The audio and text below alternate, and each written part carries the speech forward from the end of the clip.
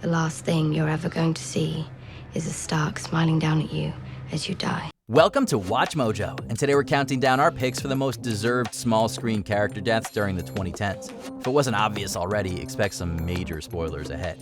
It's time. Number 10, Tamara, Once Upon a Time.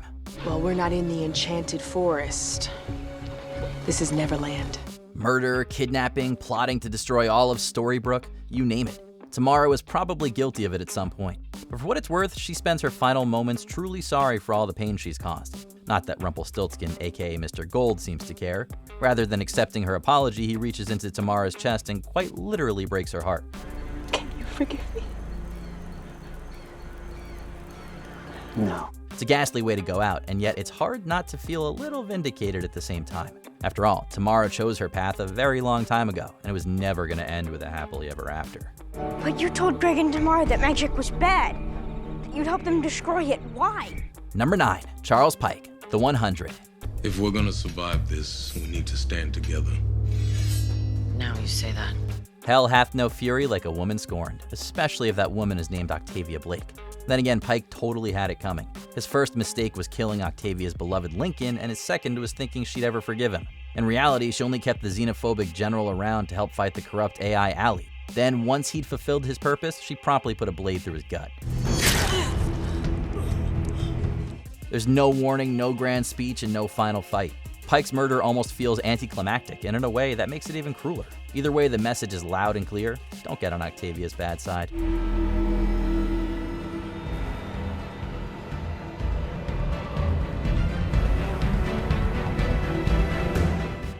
Number 8, Grant Ward, Agents of S.H.I.E.L.D.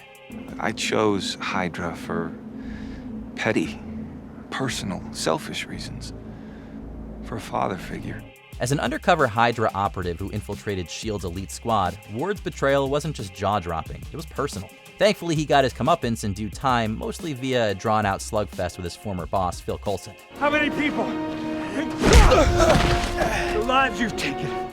Each and every one of these blows is downright painful to watch. Not just because it's a fistfight for the fate of S.H.I.E.L.D., but because Coulson's battling someone he once considered a friend. A friend that's now way past the point of redemption. The pool's closing! It's finished! Leave him! Let's go! In the end, Coulson's killing blow only channels one feeling, and it's not remorse. It's pure, blood-stained retribution. Number 7, Oliver Saxon, aka the Brain Surgeon, Dexter. Should have walked away. No, what you've actually done is open my eyes. Over the years, Dexter Morgan has killed people in all sorts of dementedly creative ways. But in the series finale, all he needed was a pen. Dexter's a reasonable guy, though. He warns Saxon about his imminent death and even lets the so-called brain surgeon make the first move. Is that why you're here? Tell me all this. No, I'm here to kill you with that pen. Regardless, this is Dexter's game to win. With a few quick moves, he fulfills his promise, leaving Saxon a bleeding corpse on the floor. Poetically, the last thing the brain surgeon ever sees is the face of the one guy he could never beat. Hey, say what you will about Dexter's methods, but at least he's a man of his word. He tried to kill me. Number 6, Frat Boys, American Horror Story, Coven. As a general rule of thumb, it's best to avoid messing with vengeful young witches, and nights like this are precisely the reason why. Are you stupid?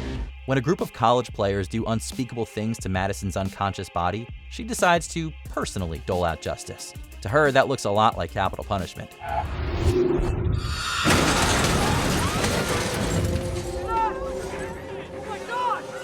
Flipping a bus like a toy car is a bit dramatic, but if the screams are any indication, it got the job done. Madison certainly thinks so. Without so much as a word, she turns her heel and marches away. Her flippancy says it all. These college bros won't live to hurt anyone ever again. Hey, I was watching that. Why? It's yesterday's news. Number 5, Gemma Taylor Morrow, Sons of Anarchy. This is not an excuse. I'm not defending myself. From the moment Gemma walks in the front door, her time is up. She knows it. Jax knows it, and most of all, the audience knows it. In a way, her death felt inevitable as soon as she killed her daughter-in-law, Tara. She did this. She did this. She made a deal. She betrayed him. It's only fitting that Jax, Gemma's son, and Tara's widow gets to finish her off. But that doesn't make the goodbye any easier to swallow. The only silver lining is that Jax honors his mother's last request to die in the flower garden. It's okay. My baby boy. And yet, by the time Gemma's body finally hits the ground, we'd bet there's not a single dry eye left, either on screen or at home. Number 4, High Commander Winslow, The Handmaid's Tale. Get on the bed.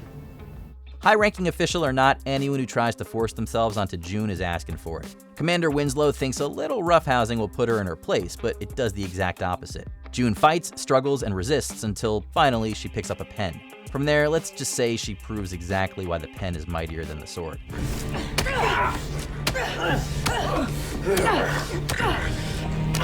Somehow, though, that's not even the end of it. Despite Winslow's begging, June uses a heavy statue to put him to bed, permanently. Is it grisly? Yes, absolutely. However, that part's easy to forget when you're caught up in the thrill of June reclaiming her bodily autonomy. Godspeed. Number 3, The Hunters, The Walking Dead. It wasn't just a trap, it was gonna be a choice. You join us, or feed us. Despite taking place in the zombie apocalypse, the only ones eating human flesh here are Gareth and his lackeys. That's right, these hunters are cannibals, and they sure aren't shy about it. Luckily, neither is Rick when it comes to giving them their just desserts. Ever the showman, he lures Gareth's squad into a church and then shows them their maker in exceedingly bloody fashion. Put your guns on the floor and kneel. It's not quick, it's not painless, and it's not pretty. In fact, it's so brutal, Glenn and Maggie can barely stomach watching at all. But considering just how many people the hunters turned into meals, this is still getting off easy. It could have been us. Number 2, Jack Welker and his gang, Breaking Bad. Where you want it? Oh, gee, I don't know. Anywhere but my living room. Take him out back. There's a whole lot of reasons to hate Jack, Todd, and the rest of the crew. They killed Hank, they tortured Jesse, they murdered Andrea. The list goes on and on. It took a while, but in Breaking Bad's final episode, Jack's team finally got what they deserved. In this case, that meant death by a jury-rigged machine gun in Walt's trunk. Jesus. It's a moment that practically deserves a standing ovation, and yet it somehow gets even better. After the machine gun clears the way, Jesse gets to finish Todd, Walt gets to finish Jack, and all's right in the world. Suffice it to say, Breaking Bad really did go out with a bang. Is he gone? Yeah, it's done. He's gone. They're all gone. Before we continue, be sure to subscribe to our channel and ring the bell to get notified about our latest videos. You have the option to be notified for occasional videos or all of them. If you're on your phone, make sure you go into your settings and switch on notifications. Number 1, The Freys, Game of Thrones. Tell them to come here, now.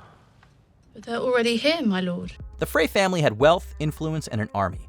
Arya Stark, on the other hand, she only had a list. But clearly that's all she needed to bake Walder Frey some humble pie. Oh, and the secret ingredient? It's his own sons. He doesn't live long enough to dwell on that fact, though. My name is Arya Stark. I want you to know that. Nothing may ever truly make up for the horror of the Red Wedding, but this comes pretty damn close. In hindsight, the 6th season of Game of Thrones had a lot of vengeance going around. An episode before Walder Frey's death, Sansa got to watch Ramsay Bolton as he was literally thrown to the hounds. You haven't fed them in 7 days, you said it yourself. Evidently, no one does revenge quite like the Starks. What's the most vindicating character death you've ever seen? Let us know if it made our list in the comments below. It's over, Ward. Did you enjoy this video? Check out these other clips from WatchMojo, and be sure to subscribe and ring the bell to be notified about our latest videos.